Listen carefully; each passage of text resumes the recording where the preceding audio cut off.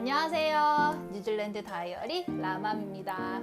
저희 가족이 지금 인구 1,600명밖에 안 되는 작은 시골 마을에서 2년째 살고 있는데요. 그 전에는 대도시 오클랜드에서 1년을 살았죠. 완전히 반대되는 두 가지 경험, 대도시에서의 삶과 작은 시골 마을에서의 삶, 이 두 가지를 다 해본 입장에서 느꼈던 부분을 한번 이야기해 볼게요. 주제 마음에 드시면 좋아요 먼저 누르고 시작할까요? 끝까지 잘 들어주세요. 먼저 오클랜드, 대체 왜? 뭐가? 어때서? 왜 떠났어? 제가 시골로 이사 간다는 이야기를 이제 오클랜드에서 알고 지냈던 주변 지인들에게 알렸을 때 이런 반응들이 있었어요.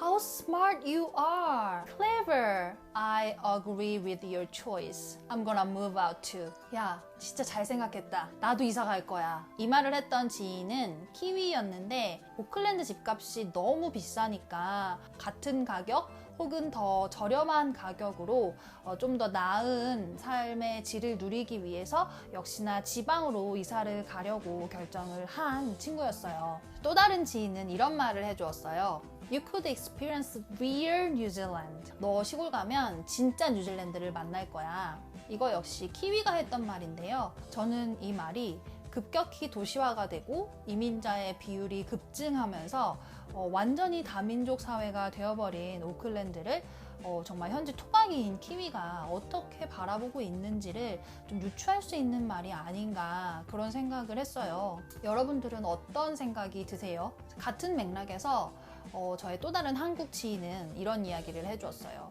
그래, 사실 오클랜드는 한국이랑 거의 똑같지. 뭔가 좀 다른 삶을 살고 싶어서 온 것도 있을 텐데 이해해.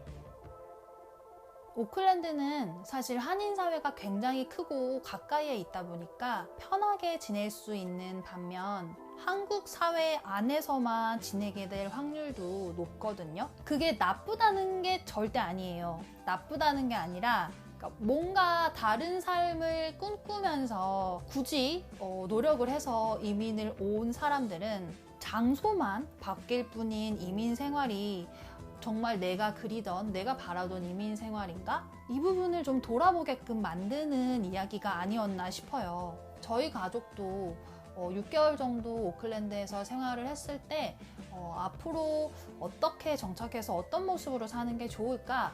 이런 부분에 대해서 굉장히 많은 이야기를 저희 부부가 함께 나누었어요. 그러면서 자연스럽게 이런 부분에 대해서도 생각을 해보게 되고 현실적인 집값이나 경제적인 상황을 고려했을 때 지방으로 내려가는 게 좋겠다. 내려가 보면 어떨까? 이렇게 결정을 하게 되었습니다.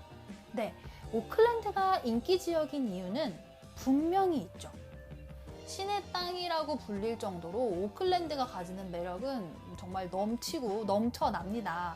살기 좋은 건 사실이에요. 일단 날씨 좋죠. 비교적 지진으로부터 안전한 지역이죠. 산업의 중심지라서 일자리 제일 많고요. 각종 편의시설 다 모여있고 이민자가 많아서 친구 사귀기 좋고 먹거리 다양하고 쇼핑하기 좋고 교육열 높고 말해서 뭐예요. 입만 아파요. 그러니까 그렇게 비싸도 다들 오클랜드 하면서 대출도 받고 월세로도 살고 그렇게 모여서 사는 거 아닐까요? 하지만 어쨌든 저희 가족은 조금 다른 시도를 해보고 싶었어요. 그래서 결론적으로는 지금 저기 구석에 작은 시골 마을에 들어와서 지금 완전히 다른 삶을 살아보고 있지요. 어떻냐고요? 저도 제가 답을 딱 시원하게 드릴 수 있으면 좋겠는데 저도 그럴 수가 없어요. 저도 매일 왔다 갔다 해요. 왜냐면 장단점이 삐까삐까해요. 장점부터 한번 빠르게 읊어볼게요. 첫 번째, 집값이 싸다. 오클랜드에서 방 하나짜리 아파트 겨우 살 돈으로 시골로 내려오면 정말 저택 같은 집도 찾아보실 수 있어요. 매력적이죠? 두 번째, 교통체증이 없습니다. 저희 동네는 교통체증뿐만 아니라 사실 신호등도 하나 없답니다. 교통체증 그거 뭐예요? 먹는 거예요? 세 번째, 이웃들과의 관계가 친밀하다. 집 문 밖을 벗어나는 순간 아는 사람을 꼭 만나요. 슈퍼에만 가도 제 친구가 하는 곳이고요. 동네 다른 가게 가면 뭐 우리 애 친구 엄마가 하고 있고, 운동하러 가도 뭐 애들 친구 엄마 아빠, 우체국에서 뭐 택배 오면 우체국 직원이 동네 사람들 어떤 일이 있는지 다 알려주고, 그러니까 이렇게 굉장히 작은 곳 안에서 작은 이 시설들을 우리가 이용하면서 살기 때문에 계속해서 마주칠 수밖에 없어요. 아는 사람들을. 그러니까 한 번이라도 더 마주치니까 인사라도 한 번씩 더 하게 되고, 사람 사는 정을 느낄 수 있다고 해야 할까요? 네 번째, 아이들 학교 학생 수가 적어서 굉장히 가족적인 분위기입니다. 학생 수가 엄청 적은 곳은 아니에요. 그래도 시골 치고는 저희 동네가 조금 시골의 중심에 있는 학교여가지고 엄청 작지는 않은데, 그래도 교장 선생님이 아이들 이름 다 외우고 아침마다 인사도 하고 상급생, 하급생 어울려서 되게 잘 지내고요. 아이들한테 굉장히 좋죠. 프렌들리한 분위기에서 잘할 수 있으니까요. 다섯 번째, 그만큼 소문이 또 빠르기 때문에 나쁜 짓을 할 수가 없어요. 이거는 내가 착하게 살면 굉장히 장점이 되겠고, 내가 나쁜 짓을 하고 싶다. 여섯 번째, 돈 쓸 데가 없어요. 뭐 사 먹을 때도 별로 없고 쇼핑할 때도 별로 없고, 그러니까 되게 최소한의 생활비로 남들이랑 비교 안 하면서 살 수 있어요. 마음이 편하죠. 일곱 번째, 집값이 많이 세이빙 되면서 그 아낀 돈으로 다른 걸 할 수가 있죠. 저희는 캐러밴을 구입해서 여행 다닐 때 쓰고 있기도 하고요. 돈을 더 저금하면 그 돈으로 재테크도 할 수 있고요. 네, 여덟 번째, 현지인들이랑 어울릴 수밖에 없어요. 왜냐면 한국 사람이 없잖아요. 그렇다고 제가 혼자 살 수는 없잖아요. 저도 사회인인데, 사회적인 동물인데 어쩔 수 없이 여기 사람들이랑 어울리게 되는데 이민 온 기분 나요. 아, 내가 이민 와 있구나. 아홉 번째, 다문화가 흔하지 않다 보니까 제가 좀 더 특별하게 느껴져요. 이게 무슨 얘기냐면, 이번 주에 저희 아이 유치원에서 다이버시티 위크라고 좀 다문화 주간을 가졌거든요. 이제 거기에서 이제 제가 한국 문화를 소개하려고 뭐 한복도 가져가서 보여주고 태권도도 가르쳐주고 그런 걸 했는데, 이런 행사는 사실 도시에서도 굉장히 많이 해요. 오클랜드가 오히려 더 자주 하긴 자주 할 거예요. 근데 그만큼 다문화에 대한 노출이 많기 때문에 좀 특별함이 덜 해요.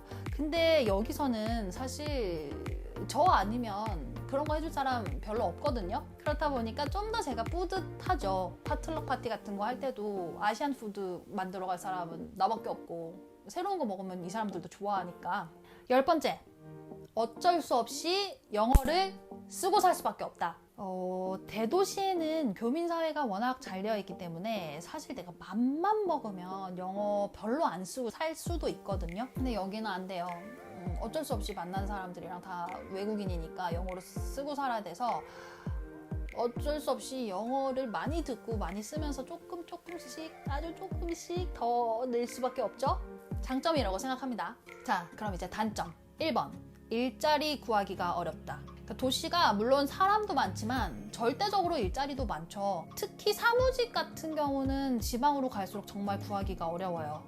이 이유 때문에 많은 분들이 지방으로 가고 싶어도 사실 어려워하시죠. 저희도 가장 많이 고민하는 부분이고요. 두 번째, 상대적으로 도시에 비해서 문화시설이 빈약한 게 사실이에요. 필수 시설은 여기도 웬만큼은 갖춰져 있어요. 뭐 수영장, 극장, 뭐 체육관, 뭐 애들 오후에 방과 후에 할 만한 운동클럽 같은 거, 그런 것들은 다 있는데 뭐 실내 암벽장이라든지 뭐 사격장이나 아이스링크 이런 시설은 없어서 애들 생일 파티 때만 되면 엄마들이 막 머리 아파서 막 힘들어하죠. 대체 다음에 또 어디서 뭘 해야 하나. 세 번째, 쇼핑도 브랜드가 덜 다양해요. 매장이 아무래도 적다 보니까 그냥 맨날 사던 거 또 사고. 네 번째, 외식도 먹은 거 또 먹고 또 먹고 또 먹고. 다섯 번째, 큰 병원도 집에서 멀어요. 산부인과나 뭐 전문의 보려면 뭐 1시간씩 거의 차 타고 이동을 해야 되거든요. 저희 동네는. 지방으로 이사를 고려하시는 분들은 이런 필수 시설 꼭 체크하고 오세요. 마을에 소방서는 있는지, 그리고 큰 병원이랑 얼마나 거리가 되는지, 병원 규모는 얼마나 큰지. 6번째, 한국 문화 접하기가 어려워요. 어른들도 애들도 한국 친구를 만나는 게 쉽지가 않고 그만큼 한국말도 쓸 기회가 별로 없고 한국 문화에 노출되는 게 없죠. 그렇다 보니까 좀 한국 문화에 있어서 너무 고립된 삶을 사는 거 아닌가? 그런 고민이 들 때가 있어요. 7번째, 저희 가족이 조금 더 정말 시골에 살기 때문에 대부분 주변 지인들이 목장 일을 하는 경우가 많아요. 그렇다 보니까 서로 생활 방식이 겹치는 부분이 없어서 대화 주제를 찾기가 좀 힘들어요. 뭐 근황 토크를 해도 서로 이해하고 알아듣는 부분이 있어야죠. 뭐 할 얘기가 있어야죠. 그렇다 보니까 대화 깊이가 좀 얕은 것 같아요. 대화 주제 찾기 좀 힘든다는 거. 8번째, 영어를 많이 써야 되니까 그만큼 스트레스도 많이 받죠. 컴포트 존이라는 개념이 있잖아요. 내가 익숙하고 좀 편안한 데 있으면 뭐 특별히 뭐가 문제인지 모르고 그냥 살게 되는데 굳이 내가 영어를 많이 써야 되는 환경에 들어가서 매일같이 나는 외국인이다, 나는 영어를 못한다 이런 문제에 계속 직면하면서 살아야 되니까 컴포트 존에서 벗어난 어려움이 있더라고요. 피곤하죠, 좀. 9번째, 지방으로 갈수록 현지인들이 다문화에 노출되는 경험이 적어서 이민자들에 대해서 잘 몰라요. 좀 멀게 느끼는 것 같아요. 서로 낯설고 뭘 어찌해야 할지 모르겠고 그런 부분들이 좀 익숙해지기까지 저는 시간이 좀 걸렸던 것 같아요. 이 정도에서 장점이랑 단점 마무리할게요. 뭐 더 얘기하려고 하면 막 구체적으로 막 자세하게 다 꼽으면 막 진짜 100가지, 1000가지 막 밤새 얘기할 수 있을지도 모르겠지만 경험해본 입장에서 해드릴 수 있는 그런 좀 솔직한 얘기들은 웬만큼 다 한 것 같아요. 더 궁금한 거 있으시면 언제든지 댓글 달아주시고요. 좋아요와 구독은 뉴질랜드 다이어리 채널을 더 훌륭하게 성장시킵니다. 키워주세요. 바이바이.